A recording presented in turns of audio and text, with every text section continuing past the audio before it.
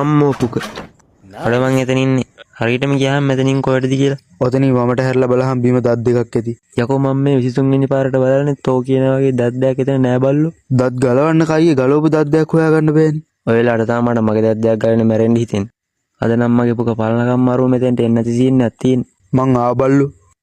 අම්මෝ හුත්තු මේ ලස්සන ගහම පොට එක. මා විලෝද හුත්තු. මෙන්න උඹට තෑග්ගක් ගෙනව. මේ මොන මගුලක්ද මේ? මම එනකම් කෝකටත් කිලෝමීටර් පැම්පස් දෙකක් අරන් ආවේ. A few moments later. අක්කේ මට පැම්පස් දෙකක් පැක් කරලා දෙන්න ඉක්මනට. බය වෙන්න එපා සයිස් එක හරි. තොට පිස්සුද බල්ලෝ? අඩෝ එතකොට උඹද බම්ම ගියාලට කාශ්මීරෙ වෙන්න ගෙව්වි. ඉඳකින් කාලා කන්නේ ඔය කිව්වේ. අඩෝ උඹට අවුල් ගියාද? මොකටද බල්ලෝ රෙවිච්ච කතාවක් උඹ අරුවට කියන්නේ? උඹ බය වෙන්න එපා දුන්නර වෙන්න. මුඩ පැම්පස් එකක් අඳුම්. හරි හරි බොරු බයලා නැත්නම් උඹේ ගාන කියහන්. මොන ගානක් ගැනද බං කියවන්නේ උඹට පිස්සුද? යකෝ පැම්පස් දෙකේ ගාන ගැන මේ අහන්න. ඒකද? ඒක අමතක කළා දහම්. අයියෝ උඹේ සීන් එක මුල කවම දන්නවා. හරි හරි කොහොමද පොඩි පගේ කතාව?